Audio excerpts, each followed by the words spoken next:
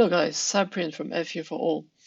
If you remember, last June I made a video about Openturns together with Fernando, and we talked about how to interface Codaster and Openturns for uncertainty and sensibility analysis. So if you haven't watched this video, that's probably the first one you want to see about Openturns. And this video had a lot of success, so we decided to make a second part to go a bit more into details. But first, let me remind you a bit what this video was about so you don't have to rewatch it.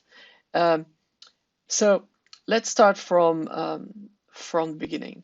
So in this video, what we did was to create a Codaster case. So it was a simple beam model. And we use Aster study to simulate that, so to set up the FEA simulation.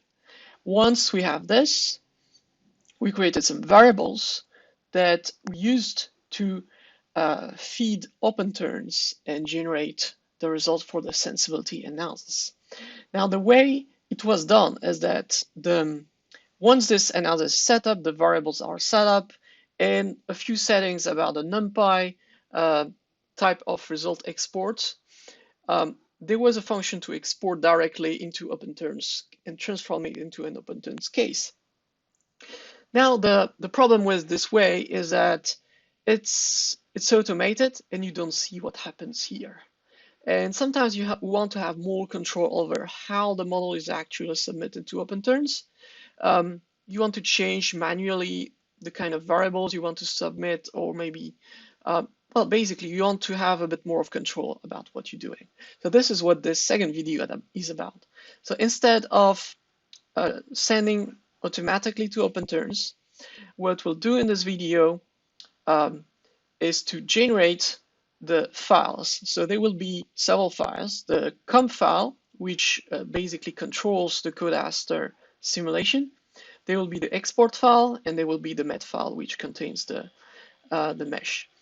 And then the Python file also that will control everything. And then once we have those files, those files will be fed to a Salome module called YACS, which basically automates the stuff into Salome. So there will be a Python script within YACS that will communicate back to the Openturns module, and that will generate the case study for us. So it will do basically the same thing, but this time we'll see how it works.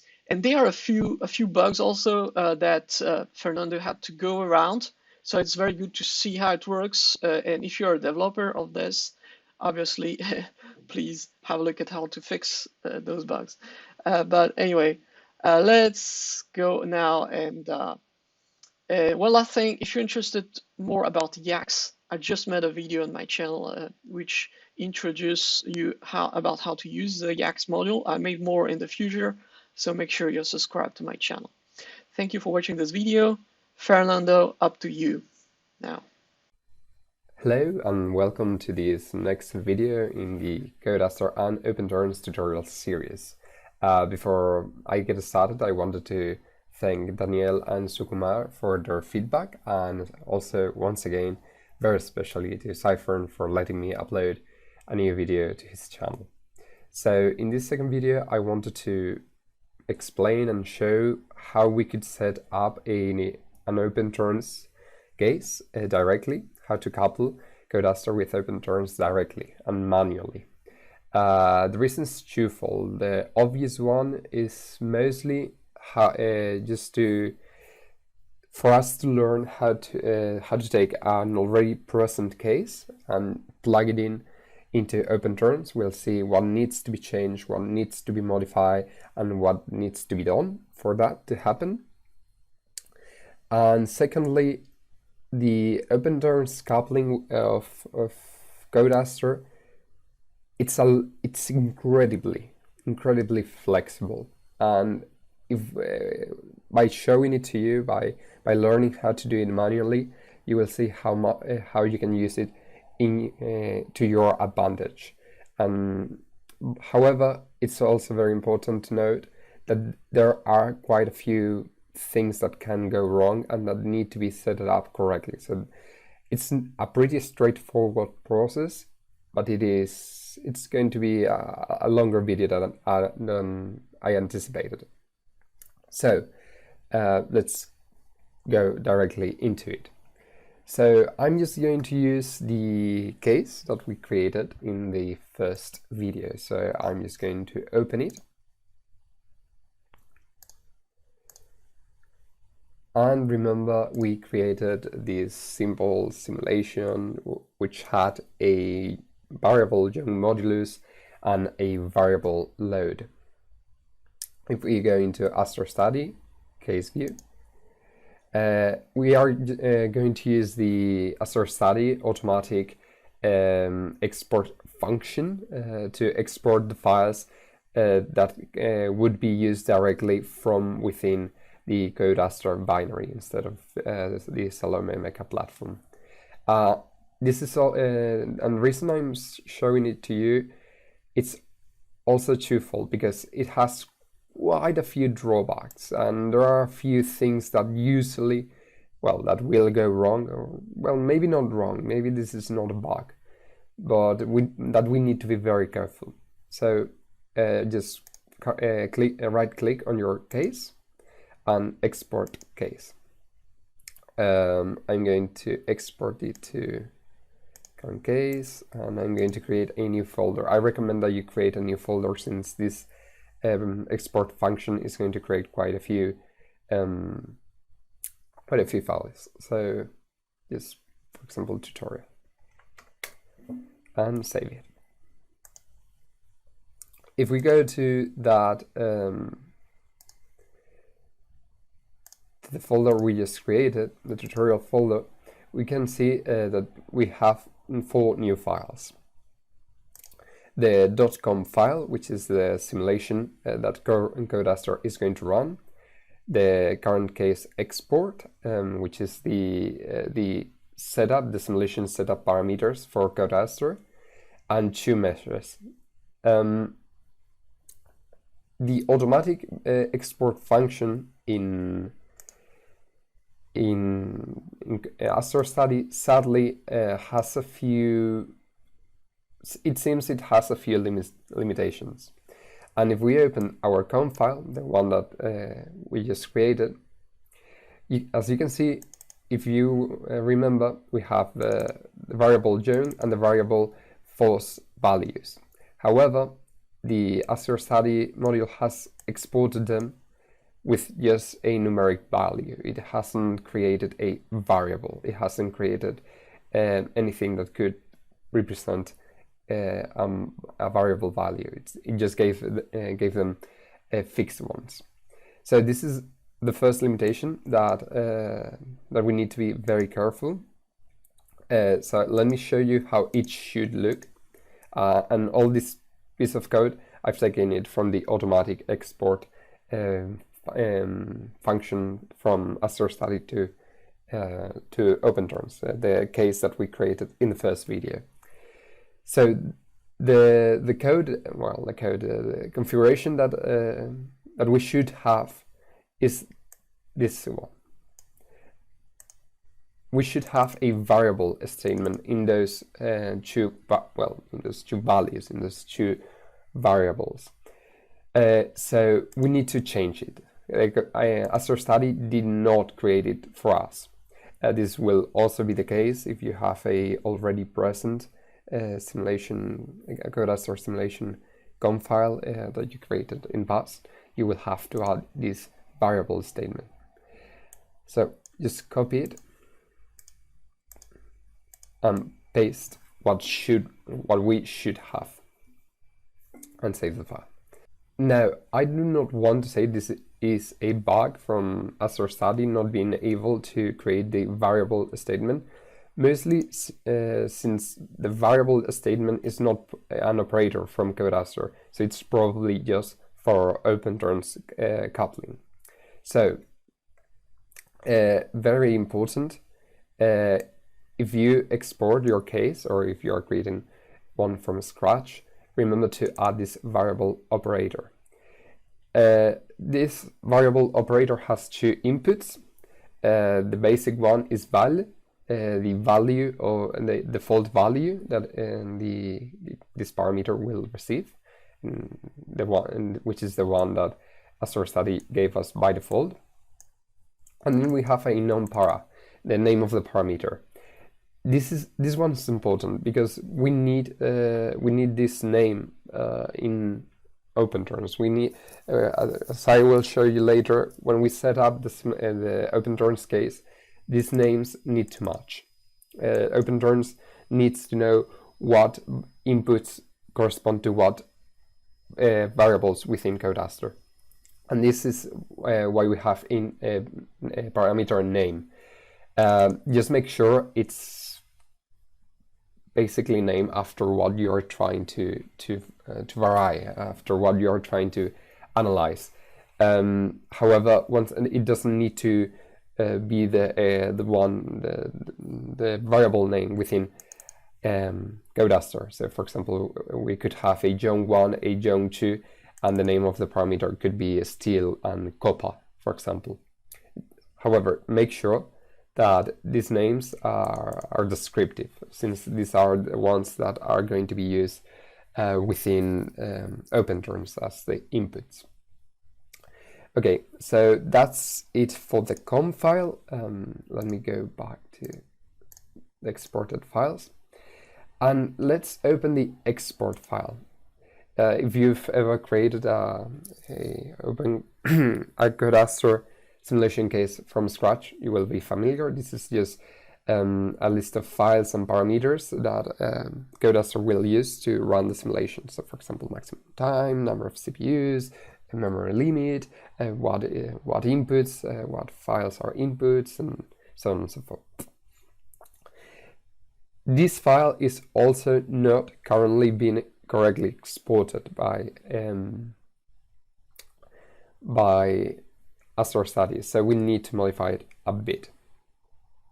The biggest issue, or the reason why it is not exporting it correctly, I've copied the .export from the automatically exported case to Openturns, is mostly because it fails to add I suppose this is the library, which is another MED file. However, this the automatically exported case to Openturns uses the exported from Salome object.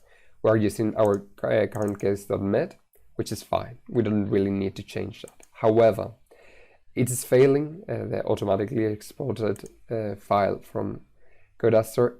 It's failing to create a NumPy file in which we are going to write our outputs. It doesn't currently. It doesn't seem to work, which I do suppose that's a bug. But, well, we'll see. I'll ask in the Codeaster forums. So we need to add at the very least the NPY line.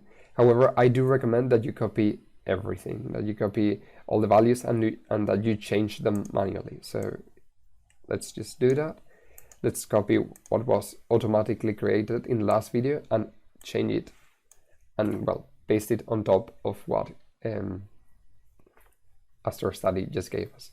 But once again, the biggest issue, the biggest problem that I found is that that Astor Study doesn't create this line, doesn't create the output NumPy array. Now notice the name of the .com file is different. Here it is expecting a parametric.com, and in our case we have a current case.com, so we can change it, or in the .export file here, or we could rename our file. I'm going to rename the file, and you will understand later why. I'll explain why later. So the point that I'm trying to make is, if you are automatically exporting something from Astor Study, the .com file needs a little bit of work, or if you are creating one from scratch, and the .export file also needs a bit of work. Okay, with that out of the way, I'm I'm just going to close the .export and the .com files for the time being.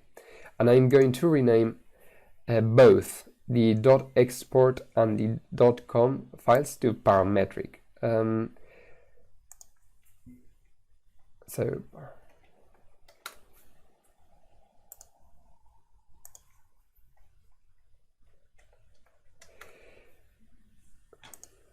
Okay.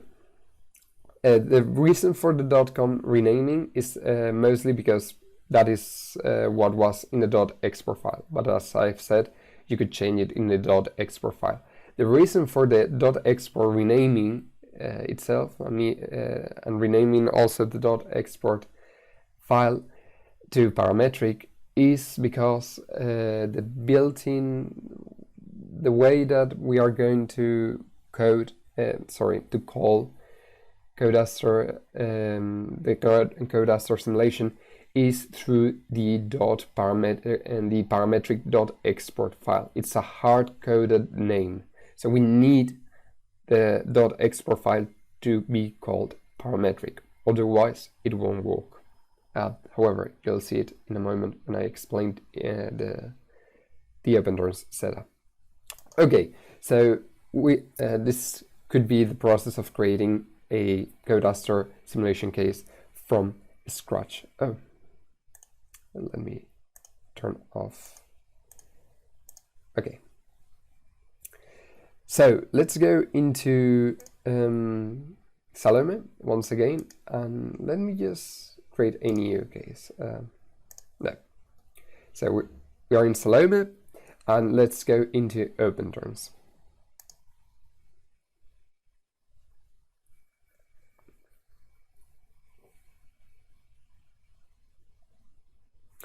Okay, we are going to create a new Openturns study, and this is where the magic happens. What type of functionality are we going to use? We're going to use YACS.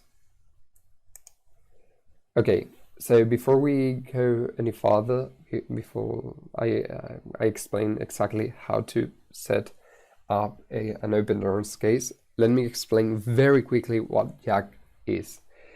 And before anything else, I'm not an expert in YACS. I've played around with it, and that's it. YACS is one Salome module, which is this one, a block tree diagram module, and basically what it is a system builder, or a case builder. It lets us manage information from within Salome. It lets us, with simple graphical blocks, create a workflow. So we can create geometry from YACS with a few blocks, export that geometry to another block, have a Python block that reads some input and outputs some data. We have if statements, for loop statements, and it lets us create a complete workflow. This is what Openturns uses to tie everything together. Openturns uses YACS, to be more specifically a Python block, a Python function block that will call into Codeaster, that will call into Codeaster to create that simulation with some inputs and generate some outputs out of it. So if you go into model definition, under YACS model, we have a data file. If you click on the right on edit, we have a Python editor. So this is basically an editor for us to just write Python code. But as you can see in the lower left, this is going to be a YACS block. This is going to be a YACS schema, as it says in the title of the screen.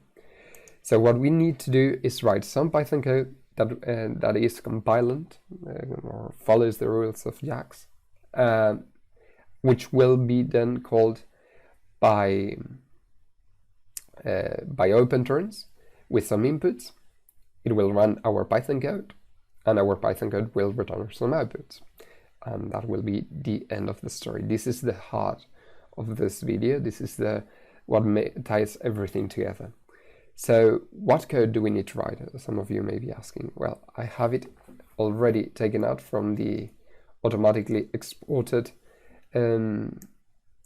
case from last video, and I'm going to very simply copy paste it and go line by line explaining what it does and how it works. So the first line is the function definition. We have an _exec function. This is necessary. YACS calls the dot and the _exec function. If we do not have that function, YACS will throw us an error saying that it expects a _exec function. This is the typical behavior of YACS. We could have many other functions defined in this file. The one that YACS is going to call and the one that whose output YACS is going to read is the _exec function.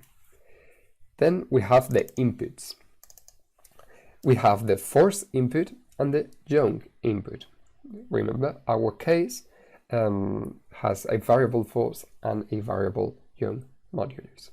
We could, for example, modify it if we wanted. So let me just add, for example, a length parameter. And now we have 3 inputs. And now within Openturns, we will be able to work with 3 inputs.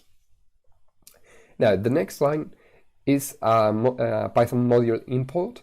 We are importing a parametric calculation from the Azure Study API, which is the heart of the coupling between, well, not the coupling. The coupling is the entire Python script, but this is the function that will create these parametric cases, that will run the parametric simulation cases.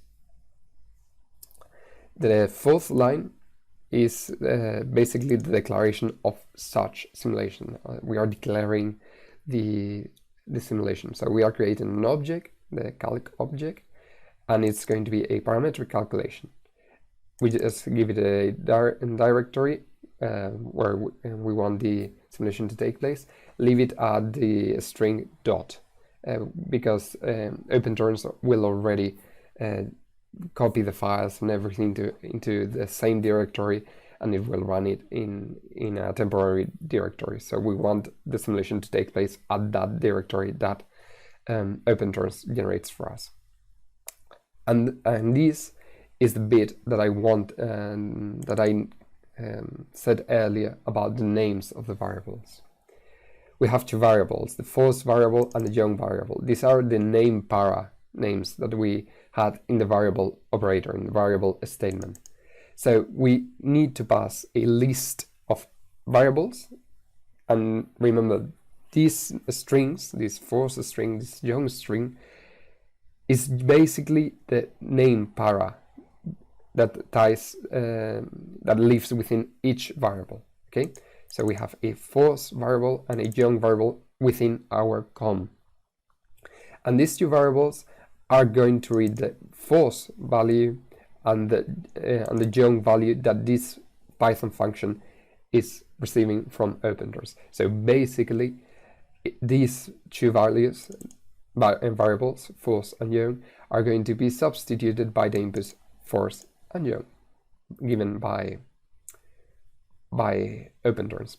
And well, if we want to keep the results, if we want to keep the files after each simulation, we can keep them. The 7th line just simply makes the logger option the print function.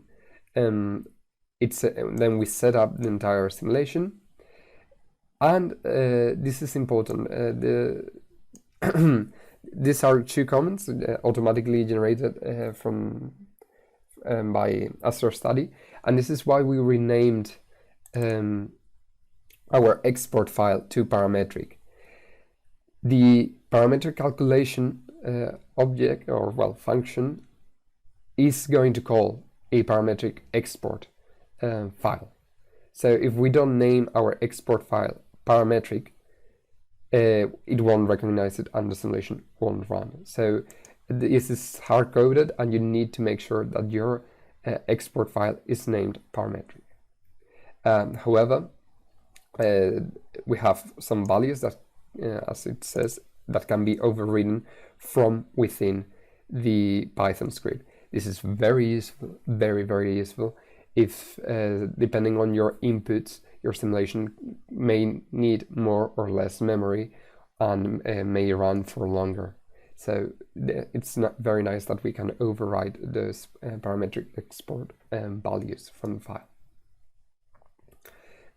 And then we just, in the 19th line, simply runs the simulation. It just calls Codeaster with our simulation files and runs the simulation. The 20th line is the output values. It calls the method output values from our simulation, which is just right after the simulation has run, and it accumulates the results into this results variable. So that's also quite a nice thing. It just accumulates the outputs that we've generated in our NumPy table, and it accumulates them into our results variable, Python variable. Now, this code may or may be necessary depending on your case. This code is just basically checking: are we getting one result for our results from our simulation? If the answer is no, if we are not getting exactly one result, we get an error. Okay, something must have gone wrong, something must have failed, so on and so forth. So we just generate an error, and the simulation stops. The entire Openturns simulation stops. This obviously will depend on your case. This will depend on how many results that you get from your Codeaster simulation. If you get several results, you may not want this one. You may want, for example, a 5 if you are getting 5 values out of the Codeaster NumPy table. And finally, if we do not have an error, if we have one result, which is what we want, remember, it's a displacement in the Z direction in our case. So we just accumulate the first result that we have into the dz variable, and then we just return the dz variable. This is the value that Openturns will receive, that will read as the output from the simulation.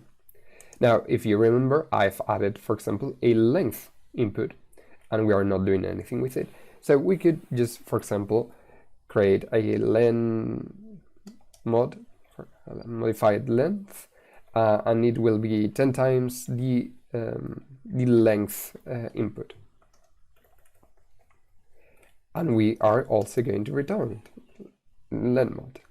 And if you want to return several values out of Python, just return them between parentheses. So now we are returning a set displacement, which is going to be computed by Codeaster, and a modified length, which is going to be 10 times the length that we input, that Openturns inputs. And this is basically the heart of the simulation. Before we go any further, I want to express how flexible this is. This is just Python. It really is just Python. You can just do whatever you want. You can have some Openturns inputs and write some Python code that takes those inputs, modifies them, and then calls Codeaster with those modified values. You can write Python code to post-process the values that Codeaster returns. So for example, here we are just accumulating the result into a dz variable, and then we are just sending that dz variable into as the output. But for example, we may want some, extra security. Maybe we want to, maybe value that Codaster is giving us is the exact value from the simulation, but we know it may be a bit larger. We want to have a bit of a comfortable security multiplier. Gamma, as it's known in our security codes in my country. So we may want to have some gamma, some extra and a coefficient that enlarges the value just in case for security reasons. So we may want to, instead of returning the exact value that Codaster generates, maybe we want to return that value multiplied by some security coefficient. So 1.05. For example, we could do that. And we can do pre-processing and post-processing. Because this is simply just Python code. And not only it's just Python code, this is YACS. This will run within YACS. This YACS ties the entire Salome platform together. And this is very interesting because theoretically I've not tried, but if any viewer wants to give it a try, and I would love to see the results, and if you're having issues, please email me, because I also want to see how it can be done, and maybe we can solve it together. We could, for example, just write normal Salome Python code here. We could call the geom Python functions to generate a parametric geometry, and then mesh that geometry, and then send that geometry to our parametric calculation, to Codaster, and then receive those results. We could do that, or we are just modifying, for example, here the force value and the force value and the young value within our simulation. However, Codaster has built-in functionality for geometry generation, so we could, for example, connect into those parameters that Codaster has for geometry generation and make a parametric simulation not from two values of force and yaw, but for example geometry. Meshing, for example, we could do a parametric simulation of how does the mesh refinement affect our calculation. We could do that. Why? Because this is just Python code that ties completely into into Salome, into the, well, in this case, Salome Mecha, into the entire ecosystem, because once again, we are working with YACS. So we have everything set up here. So let's just click on Py to YACS. And if we have no mistakes, it should automatically detect the inputs and the outputs. And it did. So we have force, a yaw, and a length input, and two outputs, the dz and len mod. Before anything else, before trying anything, let's save the file. So we just need to save the Openturns file. Sadly, I've noticed that if we save the Salome session, it won't save the Openturns case. It seems that the Openturns module is not yet tightly integrated within Salome, and it needs to be saved separately. So let's call it manual study. Okay, so let's just save this manual study, Openturns case study. Save. So if we go back to our model, now that we have our model completely defined, we can just run Openturns as we used to.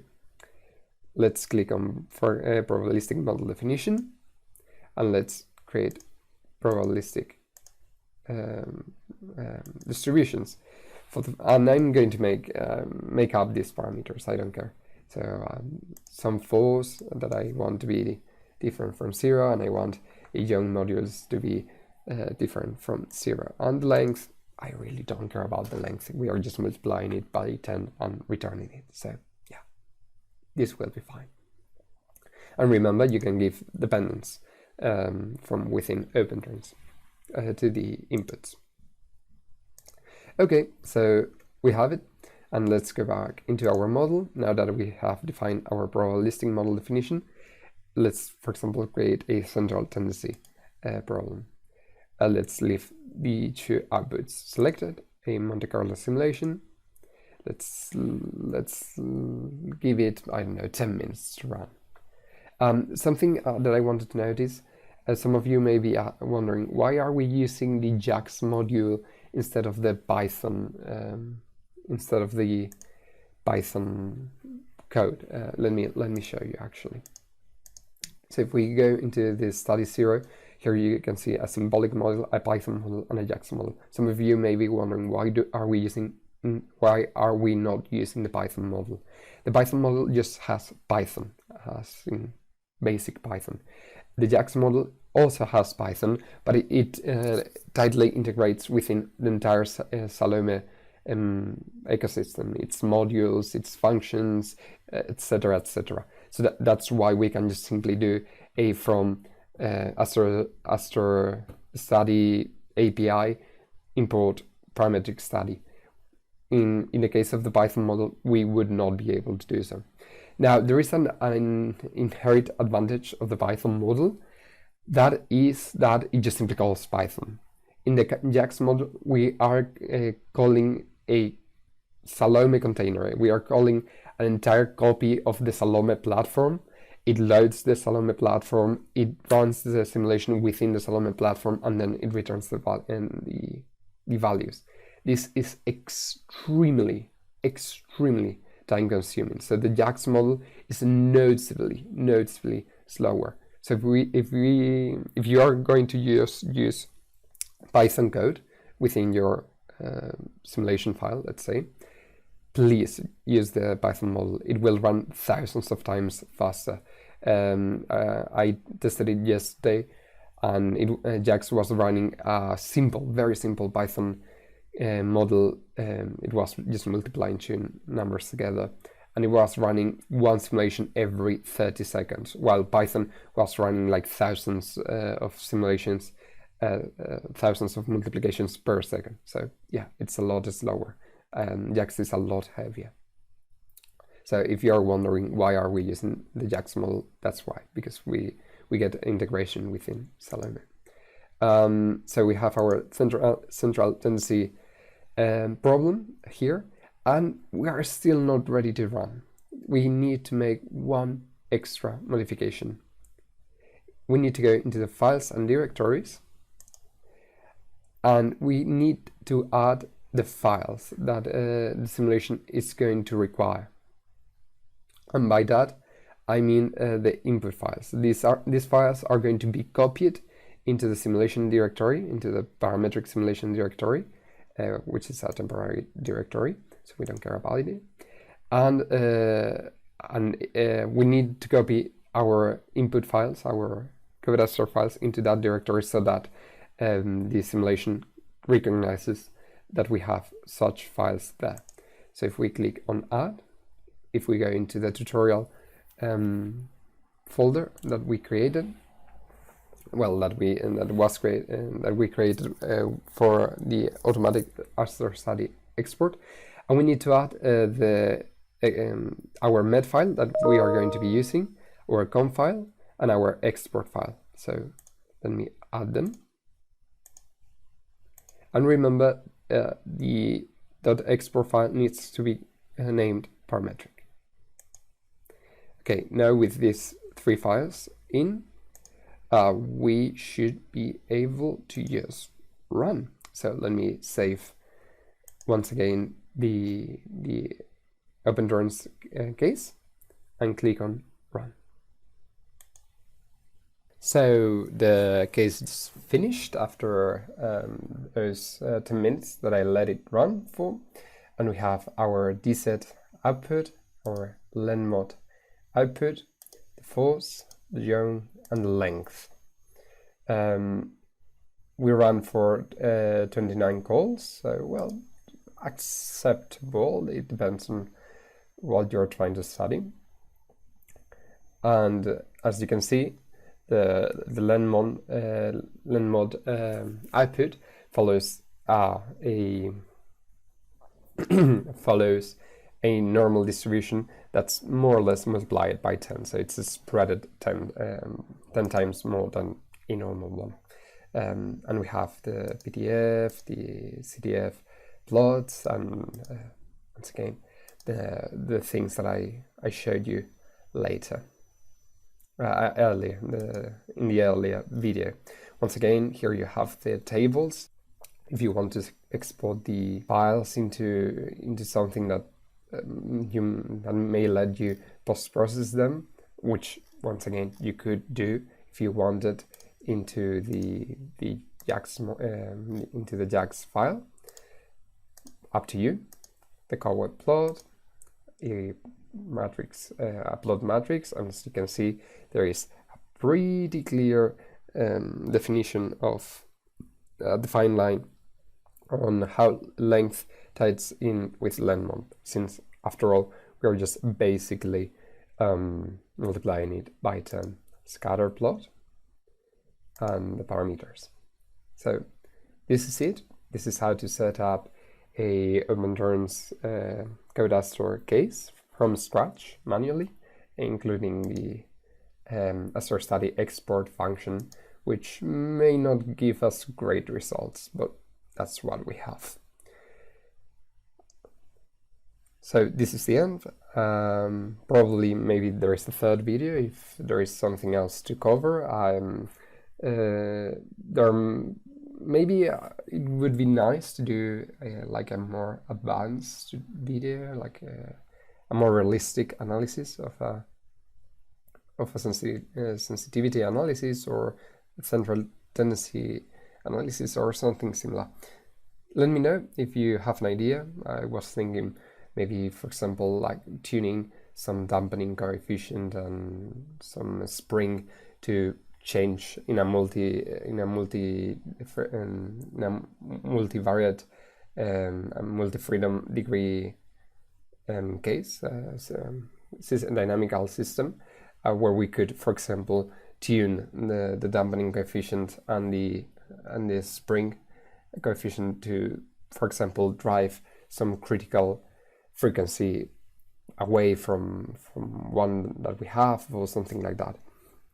Anyway, the possibilities are endless, are up to you to create and decide and generate.